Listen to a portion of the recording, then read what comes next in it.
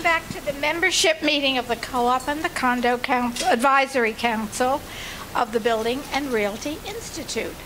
And before I go any further, I would just like to let everybody know that we have a celebrity in our midst, and his name is Jeff Hanley, who has been chosen to start a whole new radio show in New York City.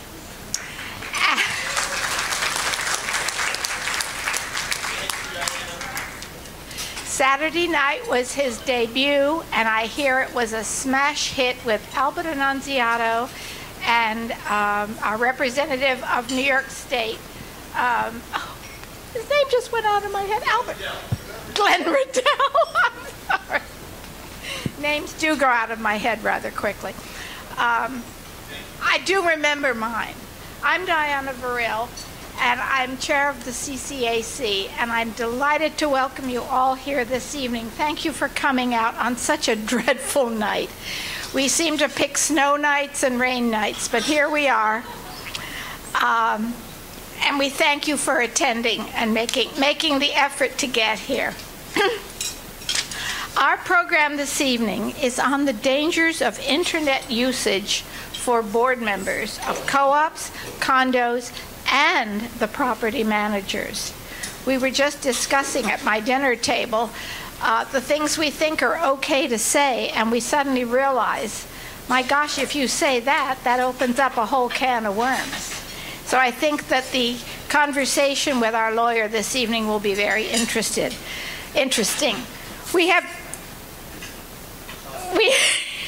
That's all right. We have two speakers to address these issues tonight. The first is Daniel Finger. Daniel is an attorney with Finger & Finger, a professional corporation. Finger & Finger is the chief counsel of the CCAC and the Building and Realty Institute. Daniel spoke in 2017 on this membership, on this issue, but we thought it was worth repeating again. And we're very glad to have you back. And if Daniel can't make it, we always know that there are 3 more fingers we can call on. Our second speaker tonight is Jason Schiciano. Jason is the co-president of Levitt-Fuirst Associates, which is the insurance manager for the CCAC, the Building and Realty, and all the component parts. Jason comes to all of our meetings, and we are so grateful to have his comforting and very sage advice. Daniel and Jason have regularly addressed our annual meetings in the past, and we thank them for coming back again tonight. Daniel, if you'd like to come up and start in just a moment, but first I would like to have Albert Annunziato inform all of you, and Jason, come and join us too, I'm sorry. Albert's going to let everybody know about the results of our meetings with the county legislators and the co-op problem that we've been working on. Where are you?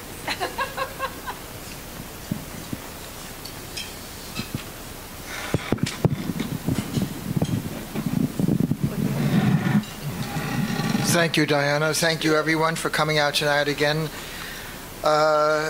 First of all, I would like to say that, whatever success we have as an organization comes from many sources. It comes from you, the members, each of you, whether you be a co-op board director or a property manager or attorney, whatever facet of this tremendously challenging field that we face each day that you represent. We appreciate your support, and also the fact that each of you has your own network of suppliers and service firms and professionals, including realtors, and we rely on your recommendations and your membership leads to help us grow. So much of our success comes from the membership, and any membership leads that you have, please convey them to our wonderful Director of Membership, Maggie Collins. Would you like to stand up and take a bow, Maggie?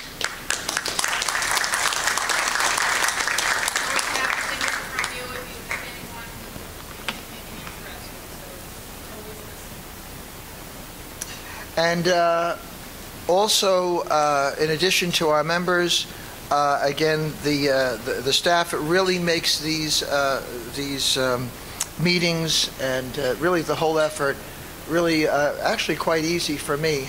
Easy is a relative term, but I just want to also acknowledge Jeff and Maggie for their contributions to the BRI and to the whole effort. So thank you all, and thank all the officers and directors here from the various 7 families, and I won't go into the various 7 families, but you all know who you are, and thank you. Very quickly, on the co-op law, the law was passed last Monday, and we have called the Board of Legislators, our council has called the Board of Legislators, and the latest is that apparently the county executive and the board are consumed with the budget process right now, and all the Board of Legislative staff could tell us was that they know the county executive has it, they don't know whether he signed it yet. And of course, when he signs it is technically when the starting gate happens and the starting gun happens for the commencement of the application of this law.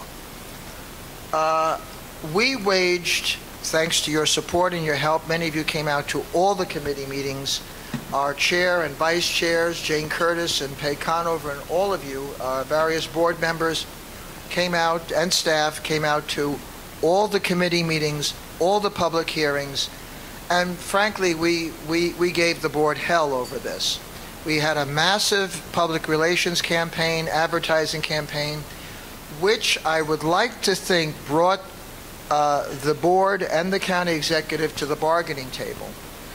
And with the simple fact, political fact, that with such a predominantly, in this case, democratically controlled board, they had the votes to pass either the more stringent earlier version of this bill or a more modified version. And Ken Finger and I, our chief counsel, were called by the county executive's reps and the Board of Legislators to hammer out a compromise agreement. So the compromise itself is an implicit and explicit admission that we got the message, your responses via email and all the wonderful ways in which Dan and Carl Finger set up the responses to the advertising campaign, and all of your efforts regarding email and phone calls, whatever, it really had an impact. And so we're left with a compromise bill that is really quite different from the original bill. No mandatory disclosure, there's a sunset provision, and the periods of time were extended from the original time constraints proffered in the original bill.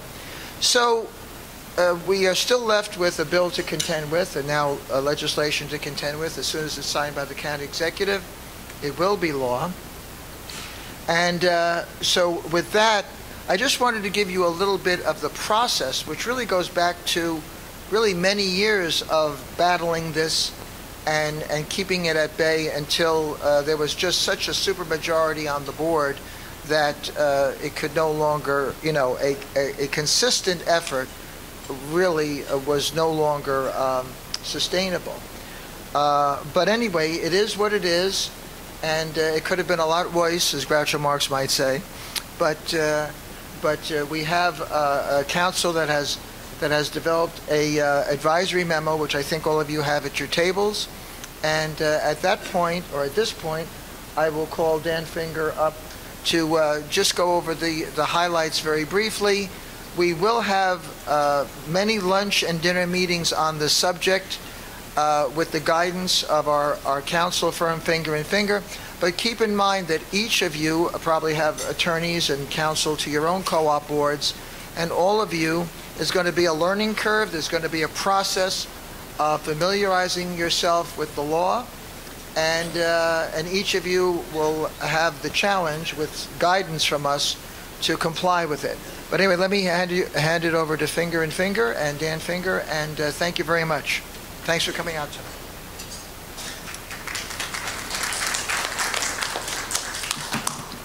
Thank you, Albert. All right, just to highlight a couple of the aspects of this new law. The first is that there is a 15-day, the board has 15 calendar days from the receipt of the application to notify the applicant whether it's complete or not. If it is complete, then the 60-day time starts within which you have to make a decision. If it's not complete, you have to notify them what the issues are, what's not complete. Is it just incomplete? Is it not filled out the right way? Are they missing documents, missing information? Whatever it is, you notify them of those things, and then they have to cure those things. Once those items that were missing or defective are cured, they resubmit, and then the board has another 15 days to acknowledge that the application is complete, or again, notify them what is outstanding. The board is ultimately responsible, under the new law, the board is ultimately responsible for notifying them, for all the notifications, for notifying them of what the deficiencies are, notifying them if it's complete or not, the ultimate notification of rejection or approval. The board is responsible, but there is an understanding that the board has professionals that it hires, whether it's the managing agent, their attorney, who helps them with these processes and may be making the notifications on the board's behalf. So, I've been asked that question of who's responsible for doing the notification. That's kind of up to the board. As far as the law is concerned, the board's responsible, and if the board doesn't do it, or if it isn't done for that person, then the board is who's going to get fined. That doesn't mean that the board can't have their managing agent or their attorney, whoever it is that processes the applications in the first instance, do that notification for them. Once it's complete, as I said, the 60 days starts for your time limit of notifying them of approval or rejection. And that is not just of approval for interview, it's the whole thing. So you have 60 days, the board has 60 days to review the application, interview them, everything, and decide whether they're going to approve them or reject them. Doesn't mean that you have to interview them, but just anything you want to do, you have that 60 days to do it. There is some gray areas in the law, which is to say that, what happens if the board, if the application is deemed complete, so all the documents are there, it's filled out the right way, but then when the board's actually reviewing it, going through it, or maybe in the interview process, comes up with more information that they feel they need in order to properly evaluate the candidate. Maybe you want, you discovered there's another bank account or brokerage account that you want to see, or you want to see an additional year tax return, whatever it is, the additional information that you want to see. That does happen from time to time, that you discover that either during the interview or during your review, and that there's a question as to what do you do in that circumstance. The application was complete, but you may run into your 60-day time limit.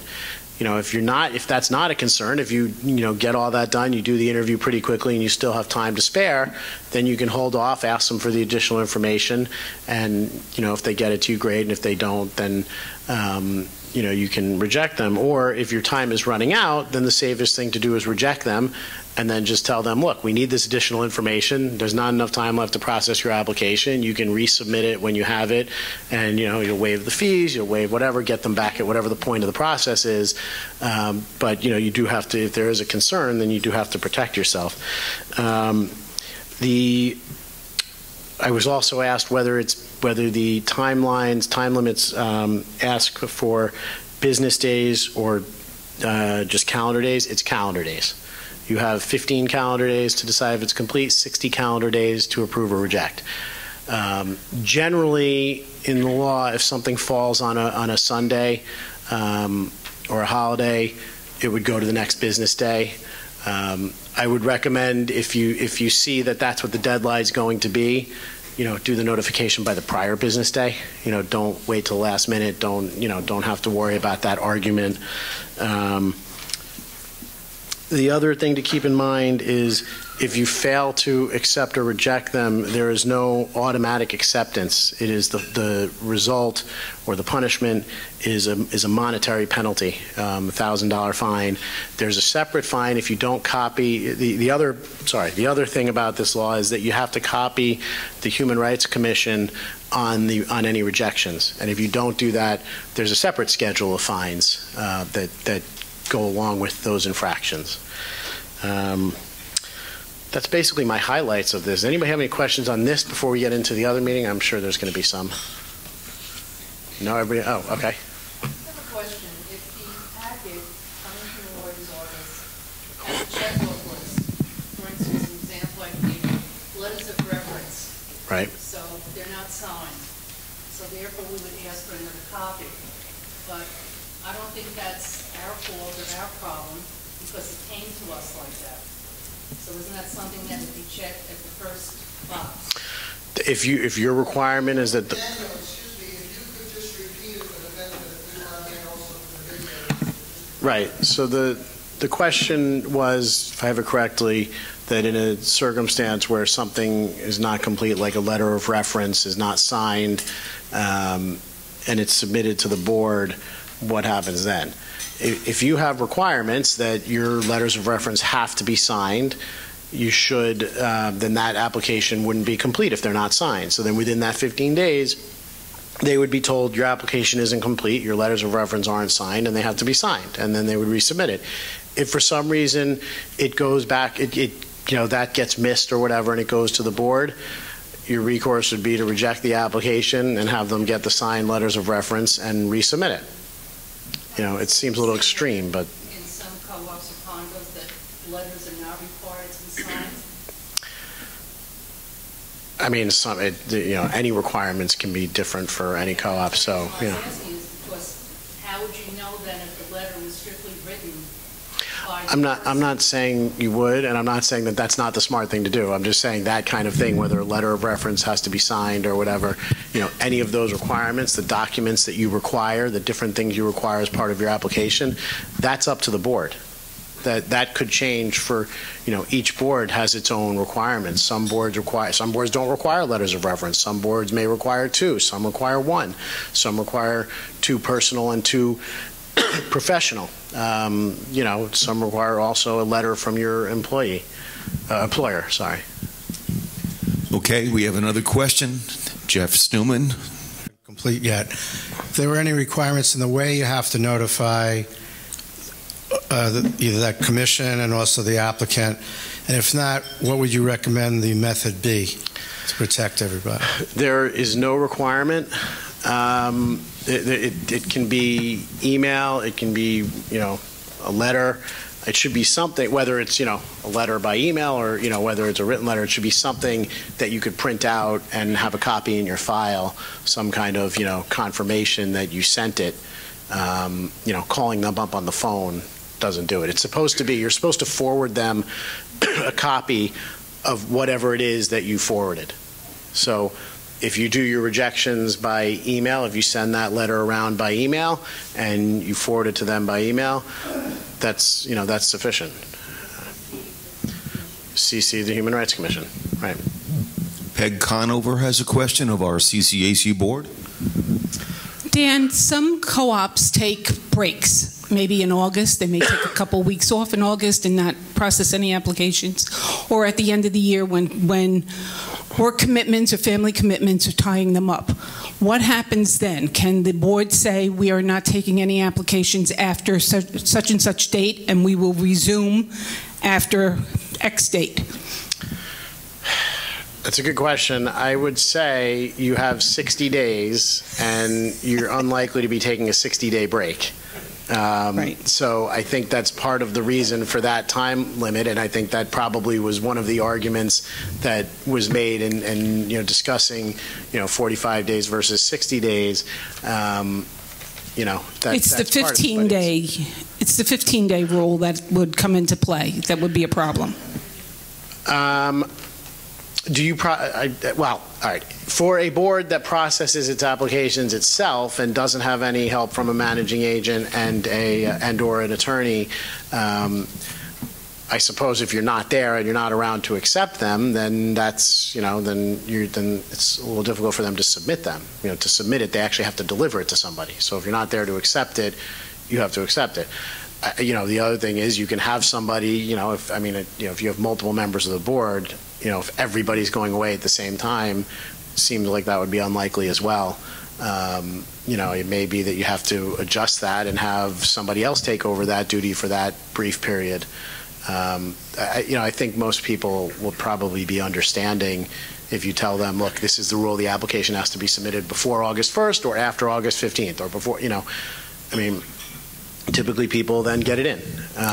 And the other thing is, the 15 days, if it's, that's for it to be complete. If it happens that they submit it and it's something slipped through the crack and it's still not complete, you can still always reject the application.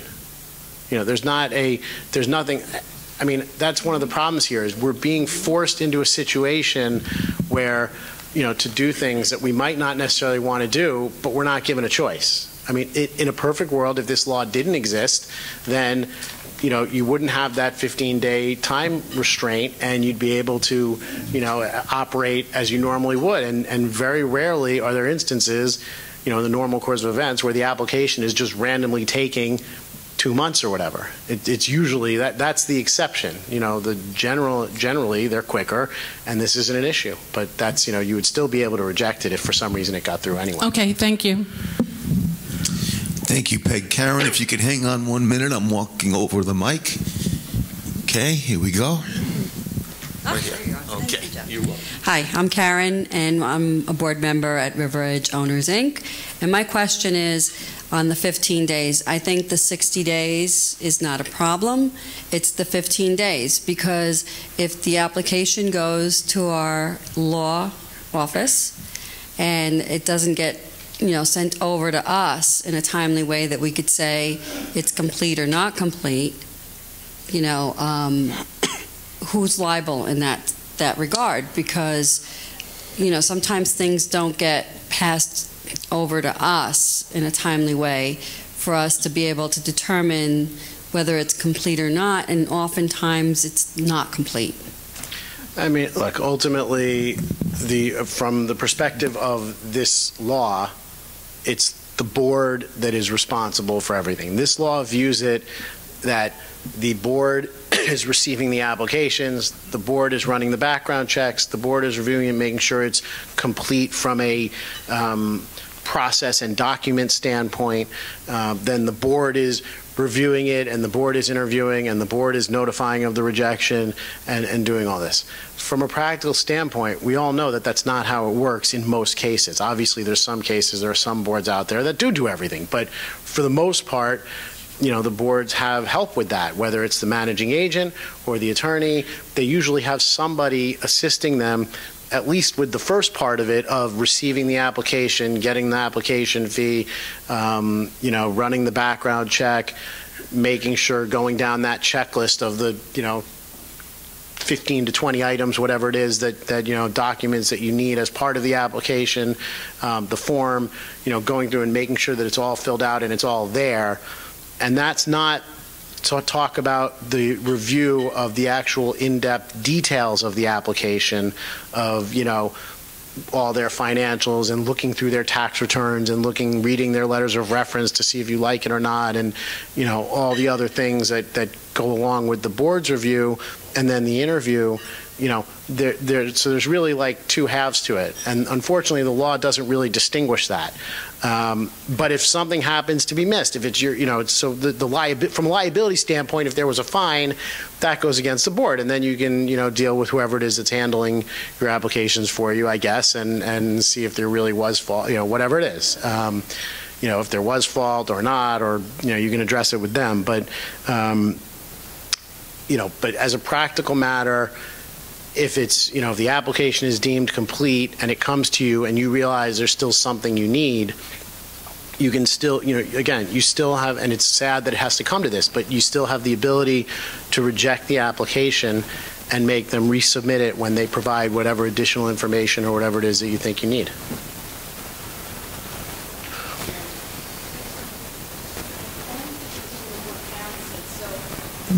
I'm getting concerned about how it reflects on the board. If we've done our due diligence when the packet comes, and we go through it, and we find A, B, C missing, or whatever the example is, and of course we ask for it, not to return the whole packet. So that delays or it stops the clock, yes? Yes. Okay, so it stops the clock, so we wait for that to come.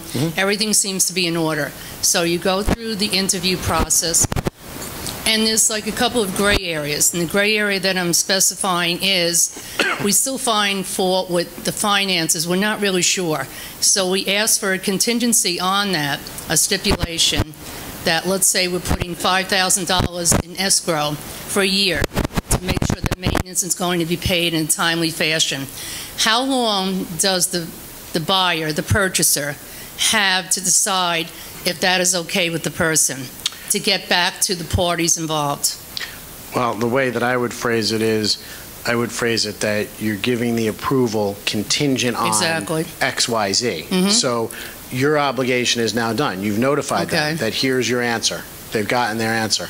If they decide that for whatever reason they don't like that contingency and they don't want to proceed with the transaction, that's between them and the seller.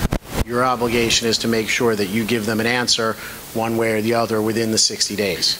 So you've fulfilled your obligation, you know, and as long as that kind of thing, as long as you're not doing anything discriminatory, as long as you're not, you know, making that contingency for a discriminatory reason, then there's nothing to worry about. The only time you'd have to worry is if you're doing it for a discriminatory reason. As long as anybody else that's in that similar situation, you would do the same thing to, you know, that's fine.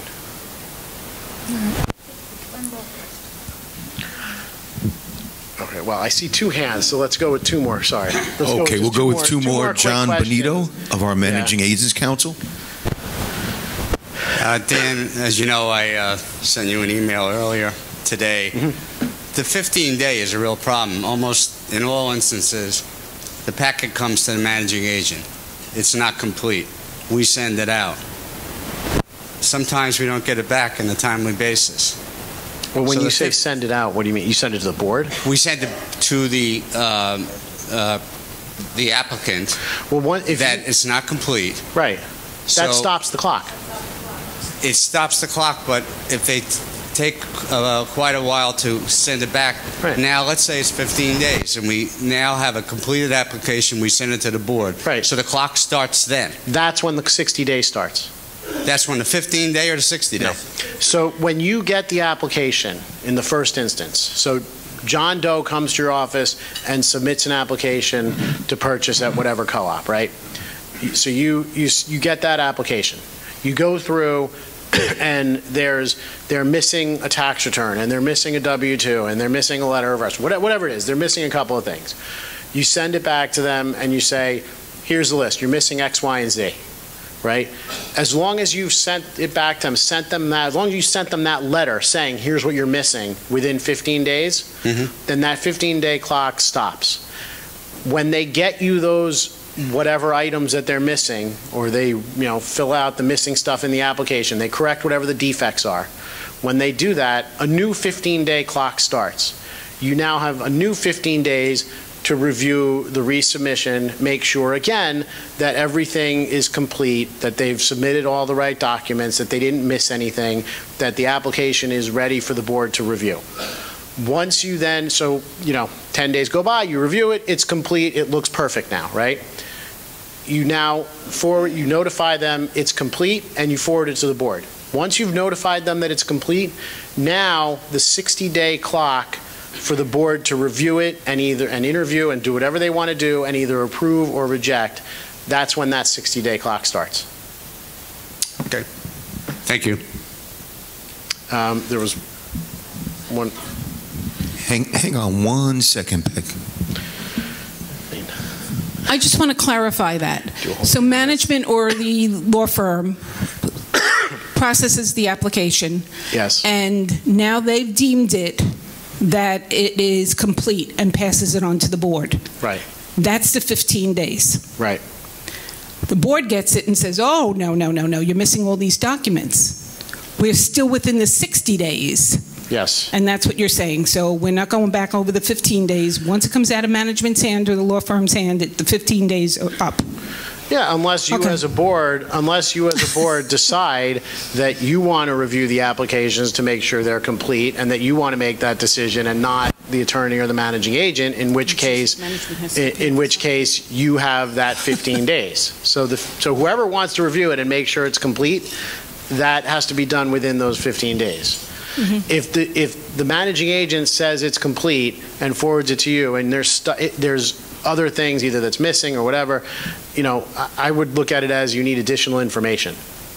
And then if they can't get it to you and you're going to exceed your 60-day timeline, then the safest thing to do is to reject them and let them resubmit it, with the understanding there's not going to be any additional fees and they can pick up right where they left off, but that this is what the law is forcing you to do. And, so you can reject it and let them resubmit. And then, that way you'll get the additional information that you need.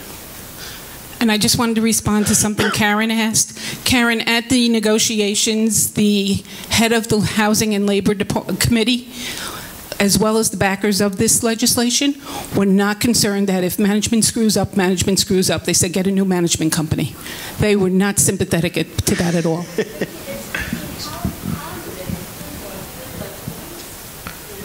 Yes. Right, it's 15 calendar days.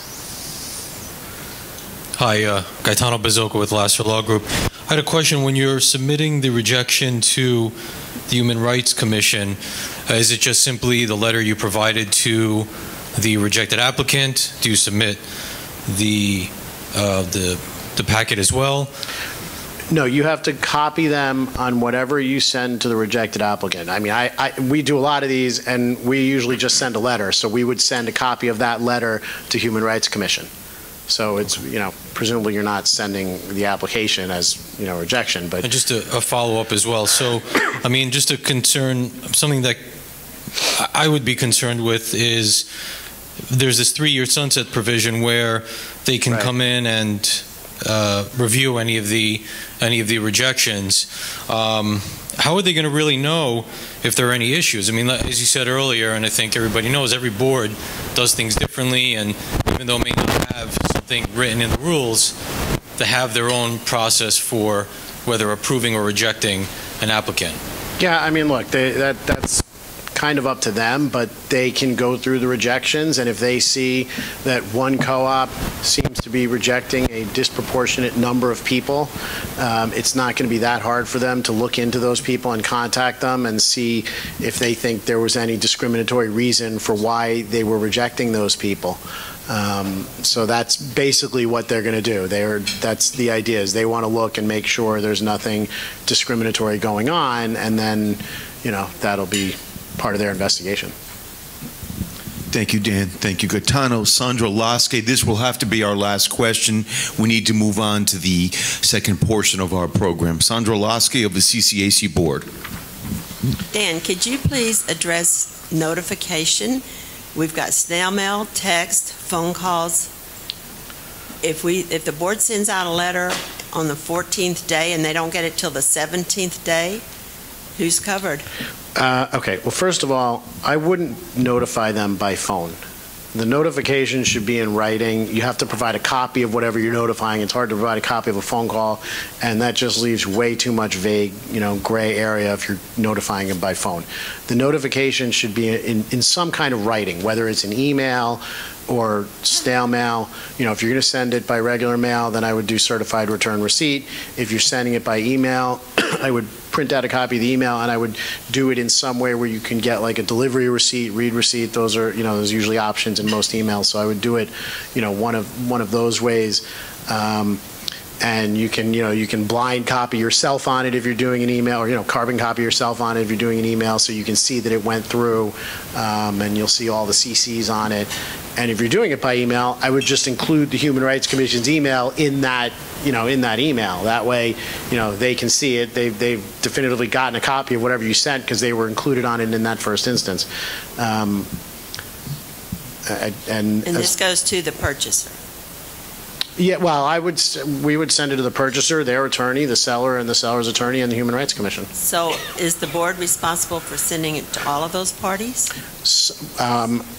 You are responsible for sending it to the applicant. I send it to more than just the applicant, because that way I know there's no confusion, and as long, if one person didn't get it, they can communicate to everybody else if somebody else got it. But your responsibility is to send it to the applicant, and then to forward a copy of that to the Human Rights Commission. How you do that is up to you. Again, don't do it by phone call. And usually, the board can do it if they want, but also a lot of times whoever processes the applications, whether it's the managing agent or the attorney, will oftentimes take care of that. But that's something that the board can decide. The responsibility as far as the law goes is that the board has to take care of this one way or the other. Thank you, Daniel. Thank you all for your questions. We'll now proceed to the next portion of our program. Diana Virrill, it's all yours. We knew there'd be a lot of questions bringing. So I'm going to talk for a couple minutes, and then I am going to not take questions yet because Jason is talking on basically the same topic from the insurance side. So we'll just take all the questions at the end. Basically, I gave a presentation, I guess about a year and a half ago, and on email and internet, the dangers of email and internet, and it was apparently popular, and people thought it was worth a review, and it kind of I think it's related, and it's a good thing to talk about since we're talking about this new law. Because obviously there's a couple questions on how do we notify email or not. There's you can and nowadays you can do applications online. They could email you their application. There's various ways they can do that. So some of the problems with the internet, and more specifically with email, have to do not only with security, which can be addressed, but with how the board uses it. There's obviously, send information. The managing agent sends board packages. You could do, online scheduling. Some boards store their files and data online. Applications or informing community. The main problem, there's a couple of main problems. As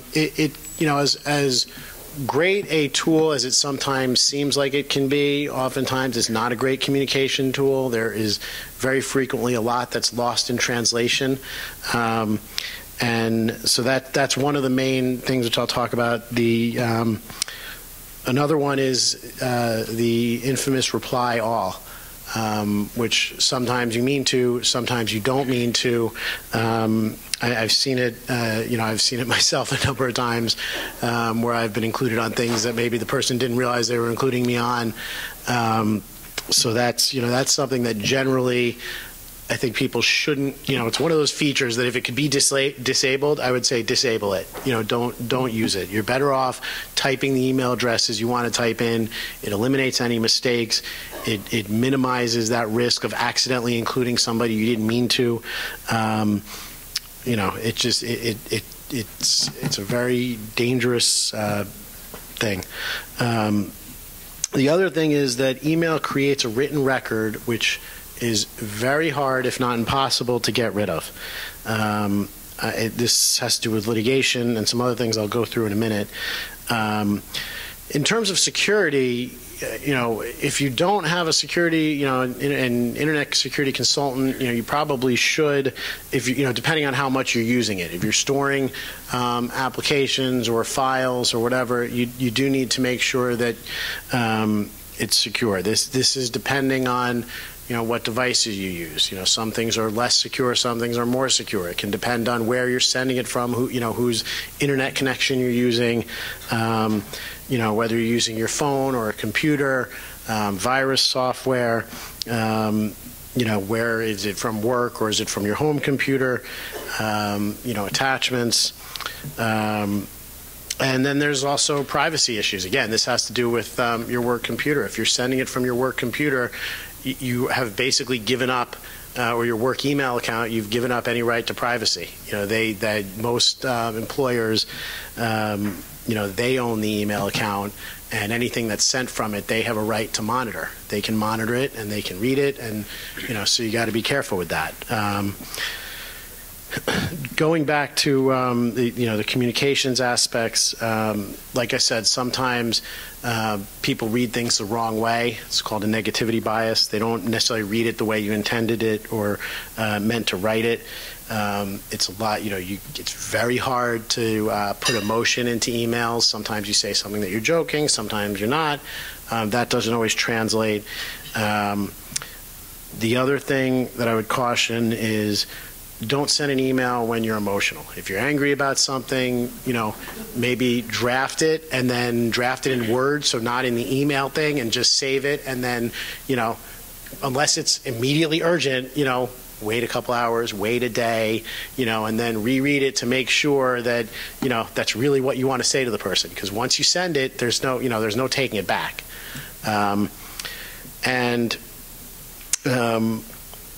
Kind of in that vein, what I told my son recently, who's in 5th grade and now has email, I said, don't email anything and don't send anything that you don't want to get up in front of the entire school in an assembly and read to them or show them. and I made him understand that, because that's basically what it is. Email, once it's out there, it's out there. And there's no taking it back. And the email record is permanent. One of the issues that I find is, as great as email is to kind of communicate, it often, there's really no substitute for the face-to-face.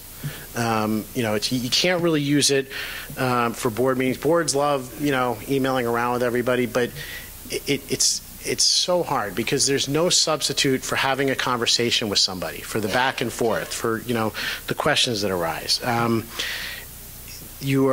And not to mention which, you can't, even no matter what you think, you can't vote by email. You can vote by a conference call, but you can't vote by email. It either has to be in person or on some kind of telephonic conference call.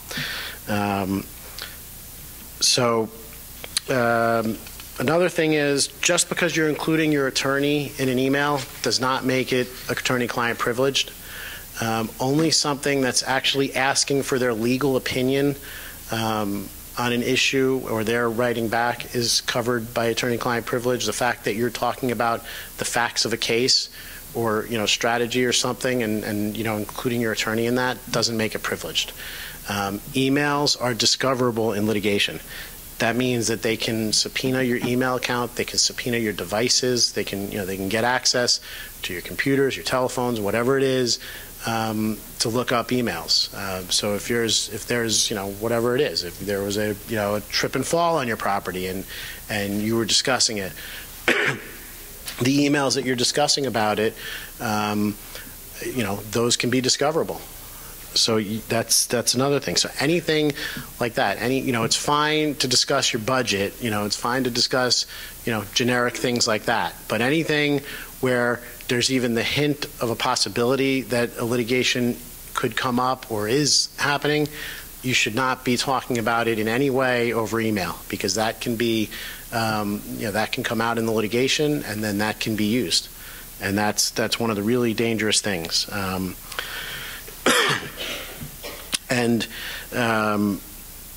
It's just, you might think that when you press delete, you're deleting an email. That doesn't delete an email. And not to mention which, there's two sides to every email. So you have it, and then you've sent it, and then it's also in the servers of the nether regions of the internet somewhere. It's usually, they can usually locate it. That's not what I meant. Defense doesn't work. An email, they're going to read it, and it's whatever it says. They don't read it with emotion. It's just whatever it says. That's what you're stuck with. And even if you could delete the email, you're really not allowed to anyway. If there's, there's a principle in litigation that you're not supposed to willfully destroy evidence once a litigation started. Let's see. I would talk to your attorney about formulating a policy if you have any questions on the use of email, or on, on if you have any question about whether or not there's a topic that should be emailed about. Talk to your attorney by phone. And treat the emails the same way as if you're sending somebody a paper letter. So if you're getting emails from, shareholders or unit owners, same thing. If you're going to respond, it's the same thing that you would do as if you're sending them a paper letter. And again, a lot of times, like I said, just from a practical standpoint, emotion doesn't come through. So a lot of times it's better if you actually have either that telephone call with them or the face-to-face with them. It eliminates 500 emails on a topic, because you're not really, getting the back and forth or understanding what each other are talking about or whatever.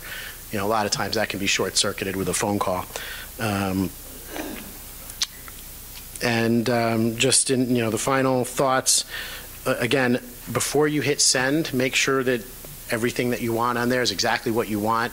I actually usually, when I'm writing anything important, I usually write it in Word, and then I just cut and paste it. That way I don't accidentally send it, just by, hitting a button by mistake or whatever. It's a lot easier if it's in Word, and then, you type it, you can craft it, you can edit it, and then when you're ready, you cut and paste it, and then you press send.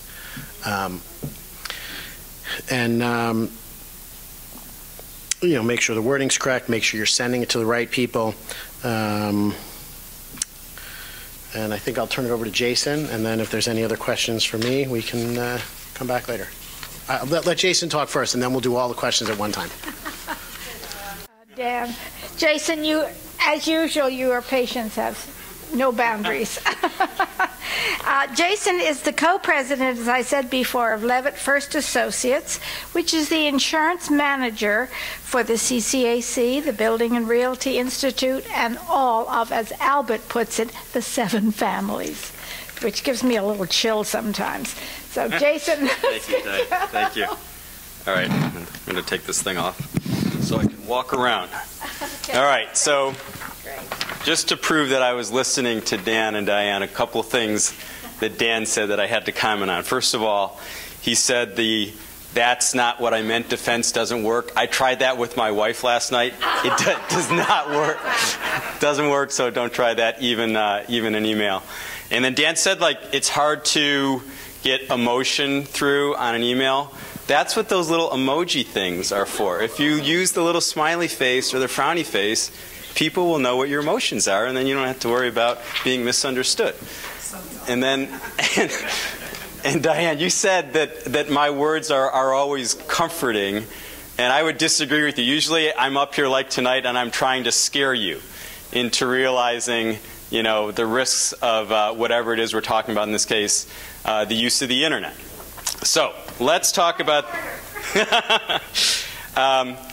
how many of you are worried about use of the internet in what we call in the insurance world cyber liability related to use of the internet. As a board member, those of you that are board members or managing agents, how many think it's a real risk? Because I have to tell you, I've had a number of board members say, this really doesn't apply to us, does it? Or especially for condos. Co-ops, you can understand it. There's more information flying around. So show of hands, how many are worried about this? Not very many. Okay, maybe by the end of the discussion and questions, maybe we can change your mind. And how many of you that are board members know that your condo or co-op has a cyber liability policy in force as of today? Okay, not a lot know, or you just don't have it. Okay, so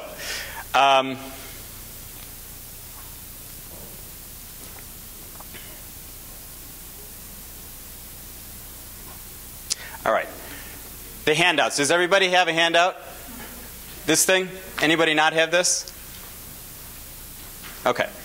This is a copy of the Impact newsletter published by the BRI. Does anybody have any idea what year this thing was published? You've got very good eyes. That's correct. You can see it kind of in the upper left-hand corner. 2015. Right? You would know that it's not current because why? Because the BRI Impact publication is much more visually appealing today than it was back then. Thanks to you, Meg, I'm sure, right? All right, so the fact of the matter is this is not a new topic. Use of the internet, risk of using the internet is not new because we were talking about it back in 2015 in this article. And it's 3 years down the road now.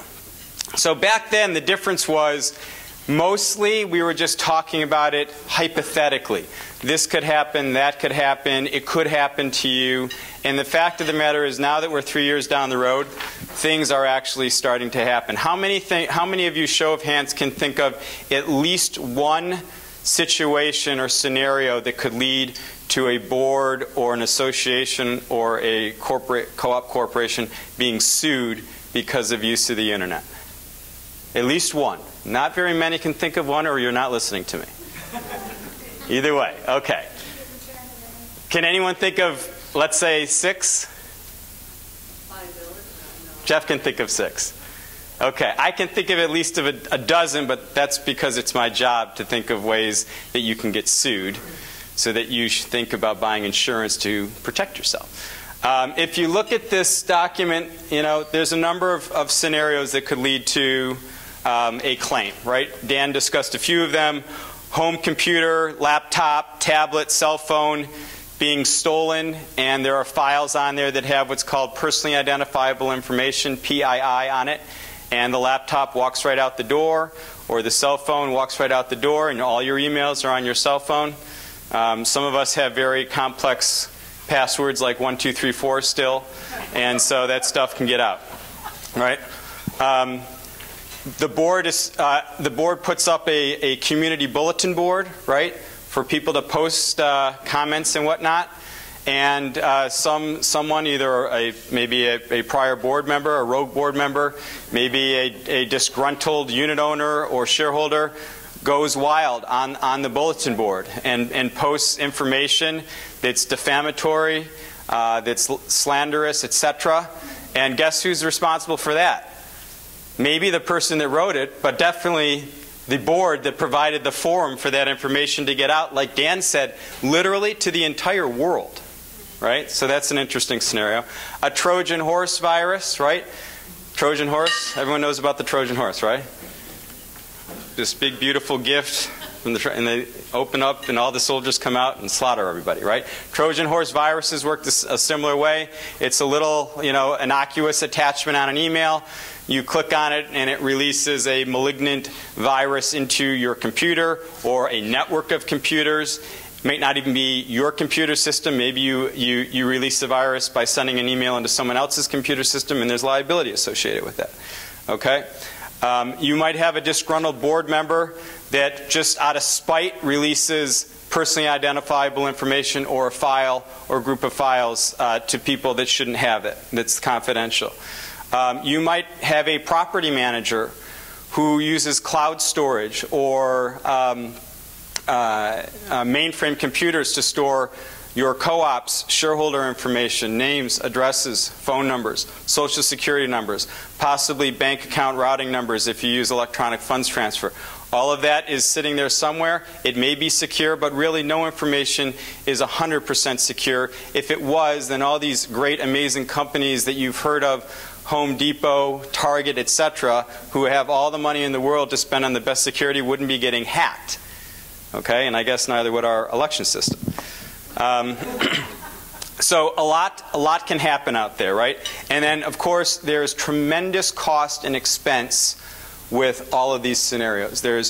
If personally identifiable information has gotten stolen, you have to notify everybody whose information got out there or who you think may have had information released. Even if you don't know, you've got to notify everybody, just in case. So there's costs with preparing the notification, with mailing it out, and if it's any type of potentially financially damaging information like social security number, and name, address, things that could open up credit accounts, you've got to provide credit monitoring for several years by law. So that costs money. Who's going to pay for that? There's forensic investigations sometimes that have to be done, where your computer has to be basically gutted and every single little file and every bit and byte of information has to be examined to see who got what and when. There are ransomware viruses out there where if information, an email comes in, you click on it, and all of a sudden your entire files are being held up and corrupted until you pay a certain dollar amount of money to get that information back. So who's going to pay that? And then if you open up a virus and it destroys your database and all of your files, that's got to all be rebuilt. Someone's got to pay to have that happen, right? So that costs money. All of these things, like Dan said, there's security, there's ways, security-wise, protection-wise, software protection that you can use, virus protection to help prevent, to prevent against this. Good procedures, rules and regulations for your board.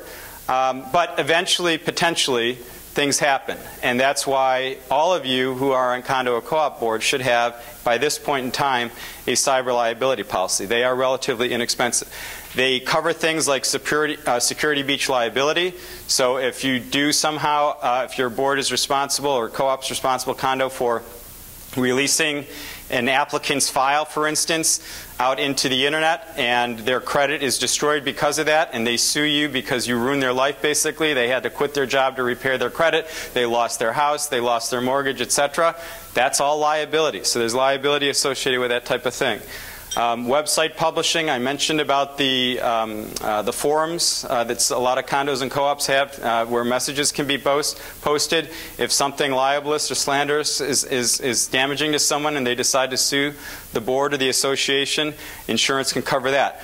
Public relations expense, if you have to pay for money to basically rebuild or repair or try to preempt damage to your association's reputation, that costs money, and insurance can pay for that. If you have to rebuild your databases or pay for a forensic computer analyst to come in and analyze or rebuild your databases, insurance can pay for that. And lastly, if you get pulled into a regulatory proceeding as a result of a data breach, insurance can pay for the cost of your defense as well as the fines and penalties associated with that. So it's good insurance to have, and it's relatively inexpensive. Now, the last thing I want to talk about is in the few years since we published that article, sure enough, things have actually happened. So the other things in my handout are not one, but 4 actual real-life scenarios with Levitt-Fuirst clients that have been either exposed to a cyber liability situation or almost exposed to. So they're interesting to read. They're in much larger print than the impact articles, so those of you that have poor eyesight will have a better chance reading these. The first one is a situation, and not all of these are applicable to condos and co-ops, but there's only 4 of them. It's very easy to think about how this could be changed just a little bit here or there, and it could apply to a condo, a co-op, or a managing agent relationship. So a wife who's a bookkeeper of a company gets an email from her husband, it appears, and the husband's asking her to wire transfer money. Now, this is not unusual. This is how the wife and husband did business within their business, and how the husband would request that things got paid. So she didn't think a lot of it. However, she happened to be on the phone with her husband and mentioned this email. And the husband said, "I never sent that email." This happens all the time. And it's happening to our clients. So it's very easy for your email to be co-opted and for somebody to send an email under your name and instruct someone else to wire money. And that can be obviously a colossal loss of money, and certain types of cyber insurance will cover for that. So that's example number 1. Example number 2 is so a nonprofit board, again, a co-op, having trouble paying their bills. Seemingly the president of the co-op sent an email to a board member asking the board member to pay a bill. They were low on funds. The board member did not think this was unrealistic, since A, they were low on funds, and B, the board members wanted to help the co-op out.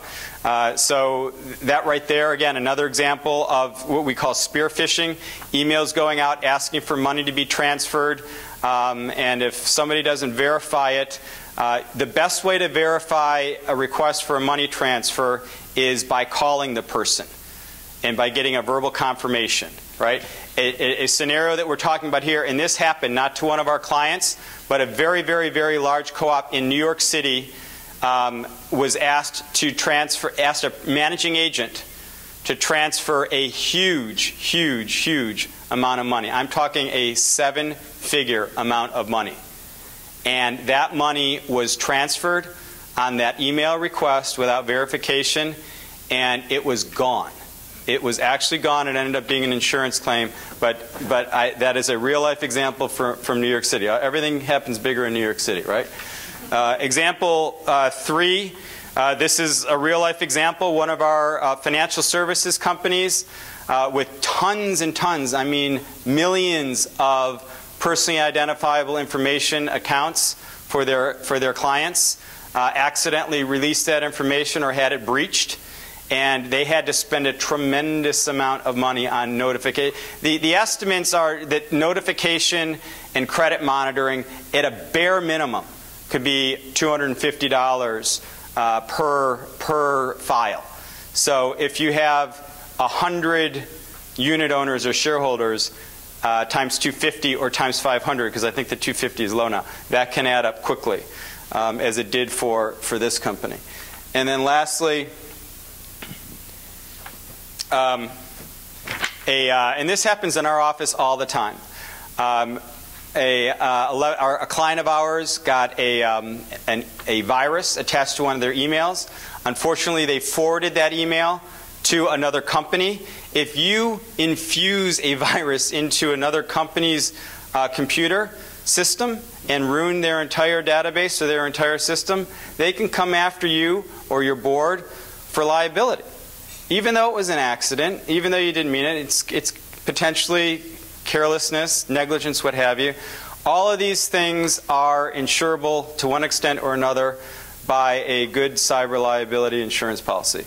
And these are real life examples. Okay, I'm done talking, so I think we can go to questions if you like. Okay. Thank you. Questions for Jason? Questions for Jason? Or Dan. Well, or Dan, but both. Please. On the way. Hang on. Here comes the mic. Here comes the mic. We want everyone to hear us. I just want to say while you're getting your mic, Jason, I take back calming and I go back to sage. My question is, one of our board members in particular has floated the idea of us having a dedicated server for our board emails. Is that a positive or a negative?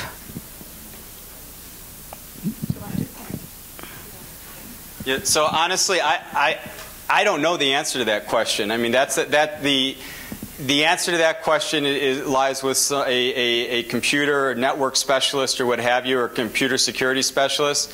I can tell you that if you had a breach of that network, or if you don't go with the network and you have a breach, that's what cyber liability insurance is for. I don't know if that's the best way to go about it. That's a question for an IT consultant. Yeah. Okay, I'm just wondering if there's a liability issue that would be lessened or compartmentalized. Yeah, I mean, again, an IT consultant would have to tell you this is the most secure way to do it. This is the way, as an IT professional, I recommend you do it. It's not a legal question or an insurance question. More questions? Right here? Okay, Nami. Larissa, don't worry. I saw you. We'll get to you. So my question is not necessarily to do with the internet, but sort of related. When we get applications, we have a person's social security number and, of course, other private information like address and all. After we are done and we file those in our cabinets, should we take some extra precautions like maybe black out the social security? Or we do need that number because we do credit checks, etc., using that number. I'm just wondering what's the best way to protect their social security number? Yeah, that's a good question. I mean, yeah, if you're keeping a hard copy, I mean, look, the best thing to do if you don't need the application would be to have it shredded or somehow destroyed. if you don't need it anymore. If you're storing it, if you're going to store it on a server of some kind, then you want to make sure that that server is secure. And that would be an IT consultant could tell you that. If you're storing the hard copy, yeah, I think that's a good idea to black out any, birth dates, social security numbers. That way, if somebody does get a hold of it, at least it makes it a little more difficult for them to get that information. The issue is, you want to be sure if you're doing that you don't miss it anywhere. And with when you're dealing with an application,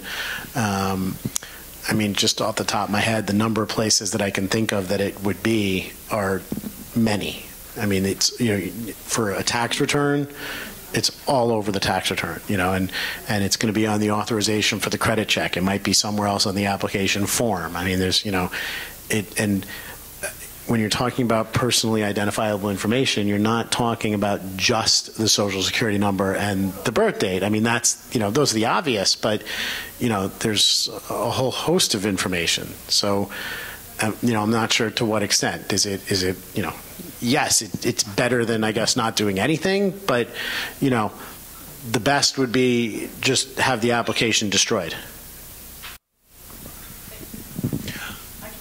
Wait, hold on. Janet, we'll get to you. Larissa is next. I actually have two. One is just about the making decisions via email. I'm assuming decisions like if we're approving a proposal to clean gutters or something that has no liability behind it, it's okay for us to vote via email for things of that nature? You cannot vote via email. Wow. So even, okay. It's not to do with the subject. That's not a discrimination issue or anything that get you in trouble. That's the Business Corporation Law of New York State says you cannot vote via email. Okay. Second question. So I believe in our case we're using the managing agent as the sort of storage for the original of applications. Ours are already blacked out with, any most of the pertinent information when we get them, and then they're all shredded. I'm just wondering what our liability is for how the management agency is then storing that information. Yeah, and I know we only do hard copy on those to make sure it's not electronically accessible. Jeff, you want to answer that? Managing agents, typically in your managing agent agreement, your managing agent is not going to be liable for much of anything. You are basically covering your managing agent. So if they're storing it or they're doing anything for you, and they somehow mess up and somebody sues them, you're covering them. Okay, thanks. Did I get that right? Okay, we'll go with Janet and then Jeff Stillman. Here you are, Janet. Okay. It really wasn't a question that I had planned, but after what Nami said, I'm really confused. You're suggesting that following an interview, depending on whichever way it goes, that we shred the document? We don't hold on. I'm comparing it to sort of like your tax return. Basically, I hold on to my tax returns for 7 years in case they're coming to take me away, which every other day on the phone they're saying they're coming for me anyway. But, so you're not really saying shred them. What are you going to use as backup in case something goes wrong down the road? Well, once they've closed on the apartment, what are you envisioning that could happen where you would need the application? I'm not really sure, but I was under the impression that you really shouldn't shred or get rid of for a certain number of years. I can't tell you the why. It's just something that's in my head. I don't think there's necessarily a right or wrong answer. If you want to keep them, just make sure they're secure. Okay, so if someone is rejected. Personally, I don't see what look, some of them, they're stored on servers, and you just have to make sure that it's secure. But no, we're another one. We only get hard copies. I get that. But that was by way of example, which there's nothing wrong with storing it. It just, in general, if you're talking about, down the road, once they've closed, there's not many circumstances. There's certain things like you might want to you want to keep a copy of the stock certificates, some things like that. But in terms of their tax returns and their the other stuff like that, the managing agent typically is going to have their social security number in their files anyway, and the rest of it. I don't really What see. about if it involves a rejection? I mean, you've rejected Don't you them. want this? Yeah, do you want to address the rejection? I mean, as far as the rejection, once they're rejected, they're rejected. I mean, you've notified them of the rejection. Yeah, but when they come after us, then what do we have?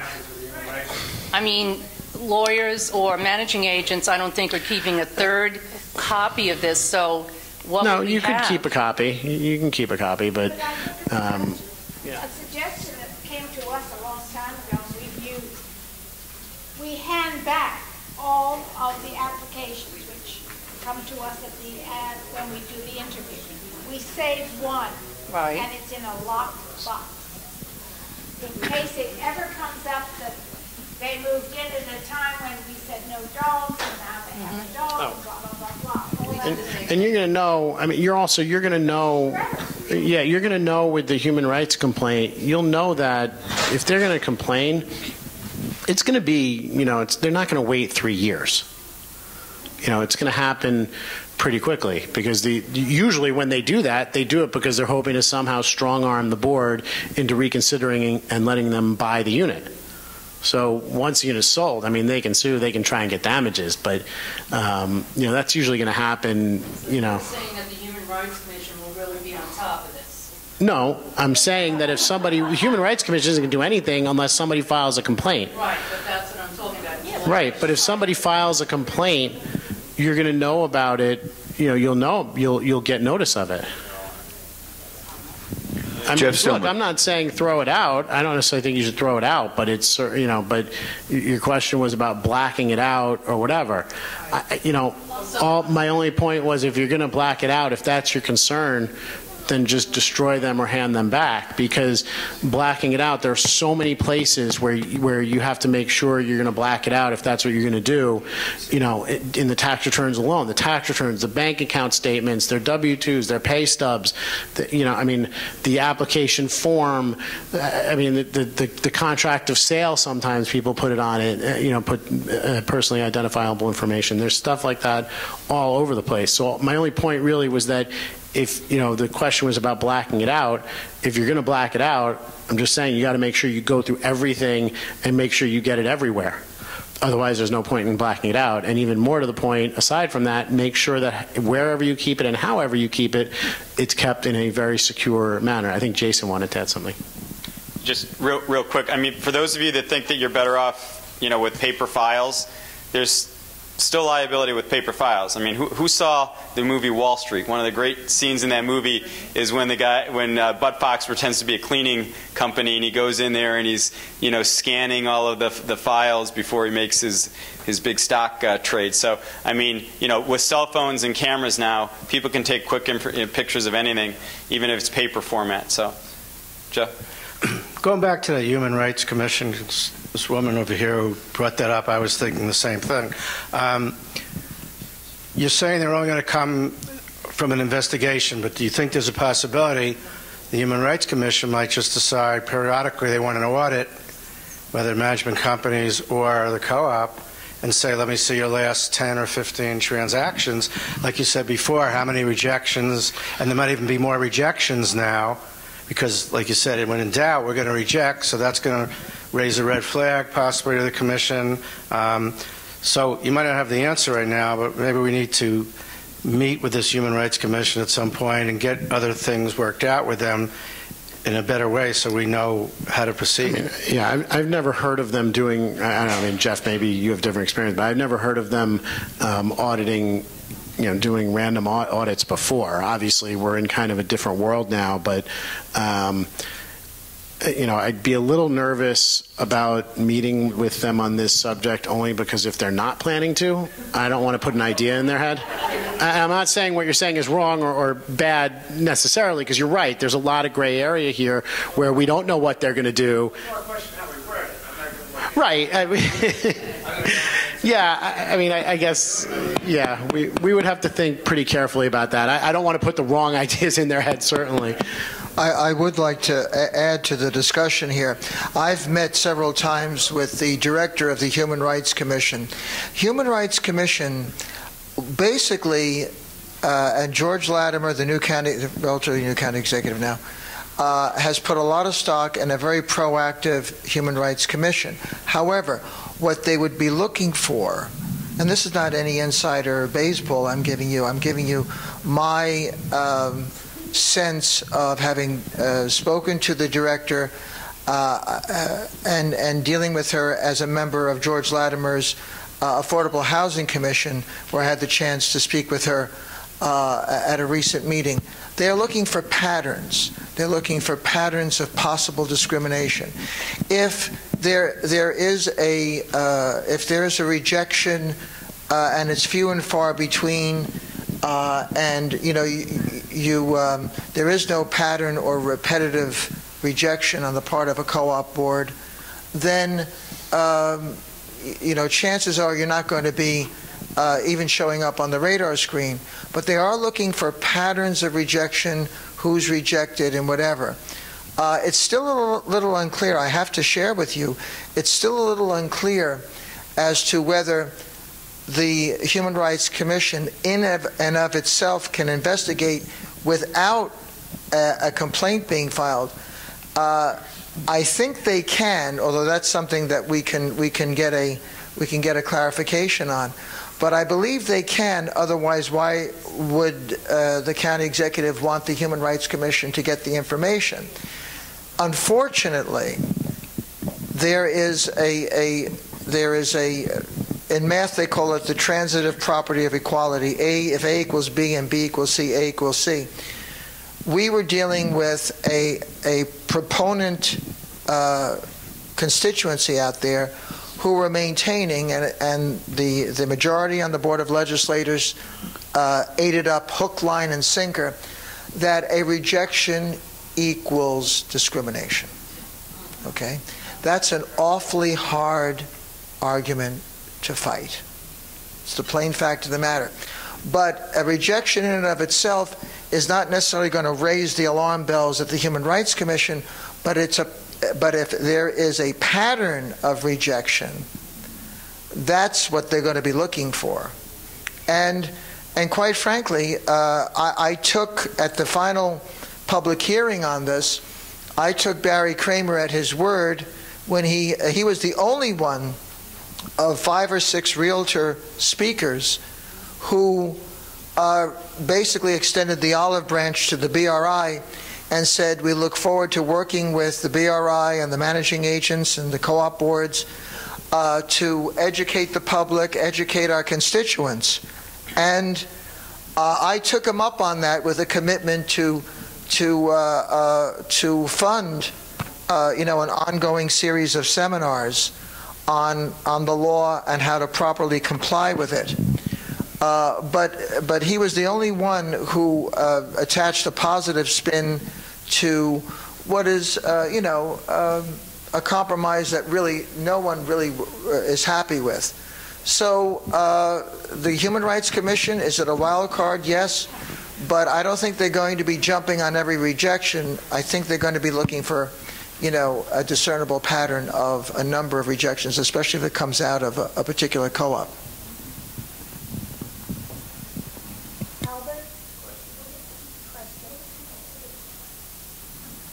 We have a question from Mia. What is considered a pattern? Well, again, I'm no lawyer, so I have to defer to counsel, but a pattern is, if co-op Z in Bronxville continually rejects people, like, out of every 10 applications, 7 are rejected, and they have to file that with the County Human Rights Commission. Now, you don't have to give a reason, but that's going to raise a red flag. And also they can, they're going to get the notice of the application. They're going to get the notice of the rejection. So if they see, like I was saying, they see a continual, that too many from one co-op or whatever are getting rejected, or that, anything like that, it's not going to be that hard for them to contact the people and look into it and see if there's any, similarities that would lead them to think that there's any discrimination going on. I mean, here I come. I have a question that's off topic. but I was wondering if maybe we can, voice it, okay? My question, and I guess it has a little bit to do with the Human Rights Commission, is the state mandate for training in sexual harassment, okay? Is BRI going to maybe put something together that we can have the training through BRI rather than having to pay this exorbitant amount of money through the union? Is it, because I know, where I work, everybody had to fulfill that mandate, and we did it through the internet. There's like, a company that does it, and you go on, and there's 3 units, and you complete the 1 unit, the 2nd unit, the 3rd unit, and then it prints out the certificate of completion, and there's a test after each of the 3 separate units. Is anybody going to look into that possibility? I'll leave that to Jeff. The BRI is working with our labor counsel, Matthew Persanis, on developing a series of seminars on the new statewide requirement that calls for training of all employees as well as all employers to adopt a sexual harassment policy. You'll see these seminars scheduled in your emails in the weeks ahead. In the meantime, if you'd like to read about it, go to buildersinstitute.org, hit Impact News on page 1 of the recently released October-November issue. You'll see a story on what the requirements are of all employers. And you'll be getting that newspaper in the mail in 2 to 3 days. So in answer to your question, Karen, stay tuned. We're on it. Jeff Stillman. Yeah, I've been working on this a little bit too, and we had discussions way back. And my understanding is, I believe I'm right, is the union, when you have union employees, is going to be doing their own sexual harassment training for the building. So that, and I know Matt's going to work on the other piece of it. So there will be something. So we will have to pay for our employees to go to that? No, it will be. My understanding is it won't be a cost from the union to train them, but we'll find out more from Matt. You'll hear from Matthew Persanis in memos. Okay. You'll hear from Matthew Persanis in the BRI and memos. Again, stay tuned. Okay, Peg Conover, hang on just for a few seconds. I just had classes done on my property by the union, and they offered to piggyback the sexual harassment onto it, but I thought the topic that they were handling just took up the full 6 hours they were giving me. So they'll be back again. All you have to do is ask. The union has been fantastic about whatever kind of a class you want, they're willing to give you. Any other questions? I see a hand going up. Here we come. Here you are, sir. Yeah, this is about the Human Rights Commission. Could a seller, a co-op seller that has an applicant rejected, go to the Human Rights Commission and make a claim against the co-op?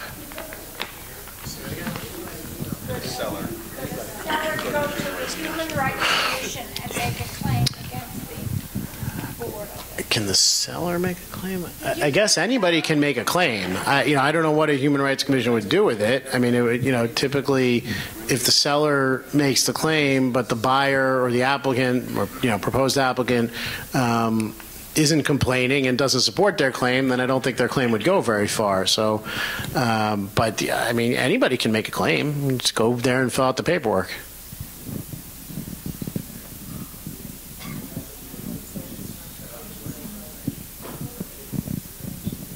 Anybody else? Any other questions? I don't know how it works in most co-ops or whatever, but our admissions. Thank you, Jeff. Our admissions committee has 3 people that sit on it. So let's just say, for argument's sake, we reject an applicant. It goes to the Human Rights Commission. Do they just come after the 3 of us, or they come after the whole board? They come after the board. They come after the co-op. All right. It's the co-op. Yeah. In numbers. But look, if a board member does something that's completely outside of their role as a board member, then they could individually have liability potentially too. But And NAMI will deliver our final question of the evening. Which should invariably lead to 5 more. So my question is about actually sexual harassment in reverse. In other words, not the employees, but like people who are on the board, if they are harassed by residents, are there any legal recourse or something that we have? I mean, if you feel you're being harassed, you can go to the police and make a claim with them for harassment, or you can bring a civil suit, if you want. That's an individual thing. It's not really a board thing, but. Okay, thank you. There is recourse, just that's not like a board involvement. I think at this point, it's 8:30. We thank you all so much for coming. It was a dreadful night, but you braved it. And I think it was worthwhile to all of us. We had lots of questions, lots of answers, and the opportunity to continue the conversation in other ways. So thank you all, and we look forward to our next gathering, which will be in a few weeks, maybe a month. Good night, and thank you.